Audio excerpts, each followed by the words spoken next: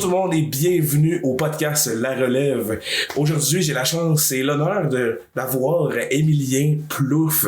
Il a fait partie d'une grosse échange au début de l'année 2022, alors que dans le premier repêchage diffusé sur Internet, les voyageurs ont fait une grosse échange pour aller chercher l'ancien lanceur en fait des Bisons de Saint-Eustache. Il avait donné au total 4 choix pour recevoir Émilien et recevoir 2 choix supplémentaires.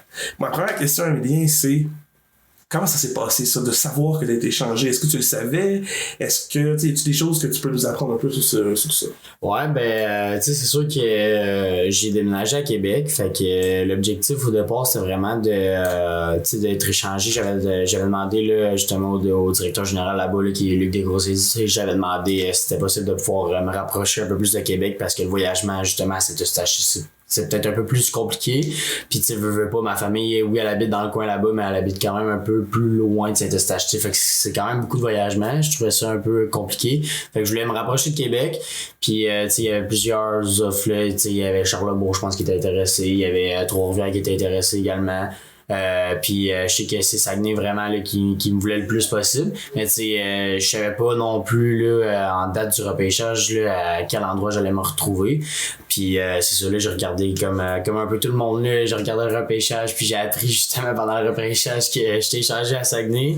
Fait que par après justement là je m'entraînais au gym, j'étais allé m'entraîner au gym après le repêchage, puis c'est là que Danny m'a appelé, puis tu sais il m'a dit que il était vraiment content de m'avoir dans l'équipe, puis que il allait tout faire là, justement là, pour que je sois confortable au Saguenay. Fait que ouais, c'était quand même j'étais un peu surpris comme tout le monde là, de me retrouver au Saguenay là, je m'en attendais pas. Je savais que c'était Saguenay qui offrait quand même beaucoup pour m'avoir. C'est sûr que je parlais quand même avec Luc là, pour savoir les clubs qu'est-ce qu'ils offraient, puis savoir vers où je m'enlignais. Puis c'est ça, en date du repêchage, j'ai remarqué que c'était Saguenay. Fait que j'étais bien excité de voir où ça allait me mener.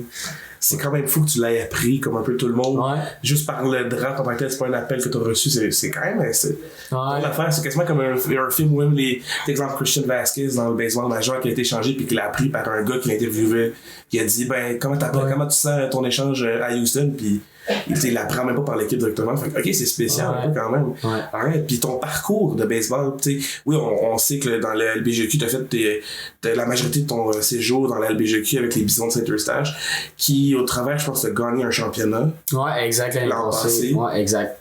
Mais avant ça, comment ça s'est passé? D'où ça vient de la passion du baseball? Ouais, tu sais, j'ai commencé tout jeune là, comme n'importe quel jeune là, avec, je pense, je jouais dans le Moustique B à la chute là, puis tu sais, la passion est venue de là. Je voyais que j'étais quand même bon au baseball, tu sais, puis après ça, mes parents là, ils m'ont demandé si j'étais intéressé d'aller dans le sport-études. Je suis allé au sport-études à Saint-Jérôme, sport-études de Saint-Jérôme les Sims.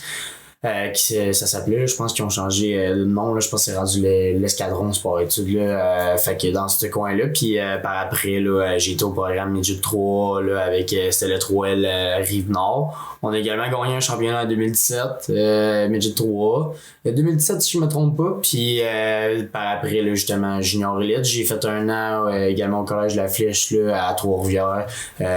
J'ai pratiqué là-bas, puis par après là, j'ai pris ce relax là, j'ai juste je me suis juste concentré sur l'été puis l'école par après, puis c'est ça, majorité de mon temps à Saint-Eustache là, dans le Junior Elite, puis j'ai fait aussi une saison Junior 2A là, fait que montrer que c'est jamais perdu là, de descendre dans le Junior 2A puis revenir à Junior Elite là, fait que ouais. Puis quand on regarde tes statistiques, t'es un lanceur et t'es un joueur de position. Ouais. Majoritairement avec les voyageurs, tu vas jouer au premier but. Est-ce que ça a toujours été un travail que tu fais un peu comme un Shohei Ohtani, ou ce qui va être un joueur de position qui va aller lancer, ou c'est récent de cette année ou les années passées?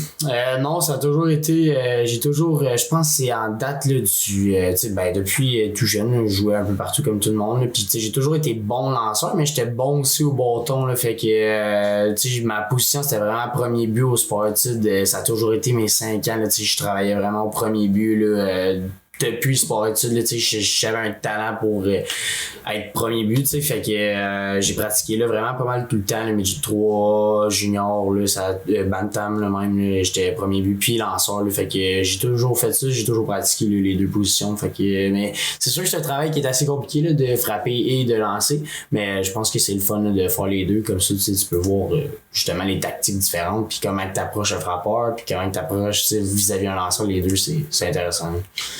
Ben, tu t'en sens quand même bien cette année, là, avec une moyenne qui frôle le 200. T'as 4 coups de circuit, c'est quand même bien parce que t'as que certains de tes collègues qui n'ont pas eu la chance que t'as puis qui sont lanceurs, des fois vont frapper. On pense à M. Tremblay qui, dans la dernière game de la saison, a frappé un beau gros coup de circuit. C'est toujours le fun comme un lanceur d'être capable de pouvoir faire ça, puis surtout d'être dans tes dernières présences dans l'LBGEQ. Au niveau des lanceurs, t'as quand même des bonnes stats, là, un point mérité de 4.37, 2 victoires, 1 défaite. C'est quand même, tu sors des belles statistiques quand même. Ouais. Puis ta présence dans la chambre des joueurs, comment c'était-tu plus un vétéran? Est-ce que à quoi ça ressemble? Est-ce que t'es quelqu'un qui prend de la place? T'es plus tranquille? Ouais, exact. C'est sûr qu'au niveau de tes statistiques, c'est sûr que c'est pas ma meilleure saison dans l'élite. Je dirais que je m'en sors quand même pas si mal dans le sens où je fais le travail qu'il m'a demandé, surtout en défensive. Je pense qu'il voulait vraiment quelqu'un qui était fiable au premier but. Puis je pense que c'est ça qu'il y a eu avec moi. Puis je suis capable de frapper des coups de circuit de temps en temps. Puis sinon dans la chambre là, je me considère comme quelqu'un qui va parler là. Fait que j'ai quand même je pense que les gars m'écoutent quand même quand je dis quelque chose, ça passe pas par une oreille puis ça sort par l'autre. Je pense que les gars m'écoutent quand même vu que je suis un vétéran puis j'ai quand même gagné un championnat. Je pense que les gars, quand je parle, ils se disent je veux pas mais il y a quand même raison. Là, je veux dire, j'ai passé par tout ce que les gars ont passé, tu sais, que je me fasse bencher, tu sais, en première année, même si tu joues bien, tu sais, que passé par un recrue, après ça, j'ai été descendu dans le junior 2, après ça, je suis revenu. Fait que, tu sais, j'ai passé par plusieurs étapes, puis j'ai gagné le championnat. Fait que, tu sais, veux pas, mon expérience fait en sorte tout ce que les gars, je pense qu'ils m'écoutent quand même un peu, puis tu sais, je suis quand même un gars funny aussi, fait que les gars, je m'entends bien avec vraiment tout le monde. Fait que, tu sais, j'ai pas d'accrochage, là, avec personne, fait que les gars, tu sais, m'apprécient, là, d'après moi, là, comme que je les apprécie également. Là. Là, on va frôler un petit sujet sans aller trop loin là-dedans, mais je suis juste quand curieux de voir que tu as un peu commenté là-dessus. T'as parlé d'un championnat, t'as fait les championnats, là on se dirige en série. Quel type de joueur tu penses que tu vas être?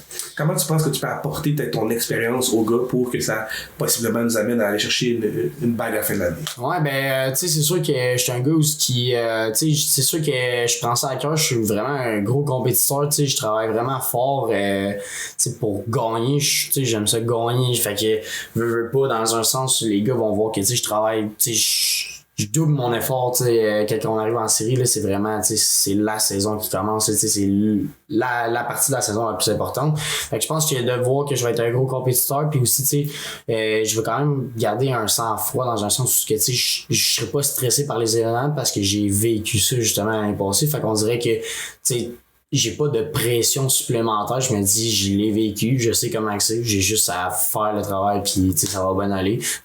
Quand tu donnes tout ce que tu as à donner, après ça tu peux plus contrôler les résultats, faut juste que tu donnes ton 100% là-dessus. Fait que je pense que d'avoir un bon sang-froid, d'être un gros compétiteur, c'est vraiment ça que je vais apporter là, aux voyageurs là, cette année, puis aussi vraiment quand même un leader là, dans une chambre où que, tu sais, je vais essayer de quand les troupes vont être basses, je vais essayer de parler puis de les aider à surmonter là, quand ça va mal. 2 petites questions pour terminer tout ça.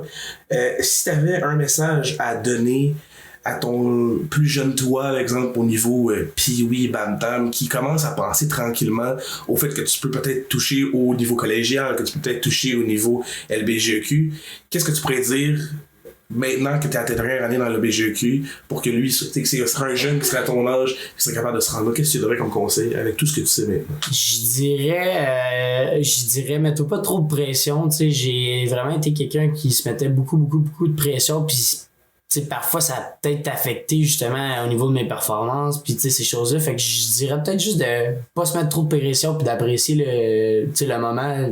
présent. Tu sais, c'est sûr que ça passe tellement vite, là. Tu sais, tout le monde a dit quand tu finis tes années juniors, là, c'est quelque chose qui passe vraiment vite. Fait que je dirais vraiment juste d'apprécier le moment présent puis de, tu sais, pas se mettre trop de pression, juste d'avoir du plaisir à jouer au baseball. Tu sais, au final, là, ça reste juste un sport puis un jeu. Fait que dans un sens, fait que je pense que c'est ça que je dirais à mon plus jeune moi. Ouais. Dernière question rapide. Ouais. Si tu avais la chance d'affronter un joueur dans la MLB en ce moment, n'importe lequel, que ça soit toi qui es au bâton puis c'est un lanceur contre toi, ou à l'inverse, c'est t'es toi qui es lanceur puis t'affrontes le joueur. Quel joueur t'affronterais? Je pense que j'irais plus du côté lanceur. J'aimerais ça affronter Vladimir Guerrero Jr. Tu sais, je sais qu'il est très dangereux, mais j'aimerais ça, moi, quand je débrouille avec ma petite fastball à pas plus que 80, voir si ça le shakerait un peu. Mais ouais, je pense que ça serait, ben, tu sais, ça serait juste drôle de voir le sang que je vais le battre, là, vraiment pas. Fait que je pense que ça serait intéressant de voir. Sinon, tu sais, en tant que frappeur, je pense que j'aimerais ça affronter là, un lanceur comme Garrett Cole là, qui lance une bonne fastball, ou un lanceur comme Jacob deGrom là, en santé, voir comment que ça rentre là. Il garoche la balle là, fait que ça serait intéressant de voir, mais ouais, je pense que ce serait les deux joueurs que j'affronterais. Ouais. Alright, ben merci man. Ben ça fait plaisir. C'était venu nous voir, puis pour les spectateurs, restez des nôtres parce que dans les prochains jours, on va avoir un autre podcast avec un joueur surprise. On va voir.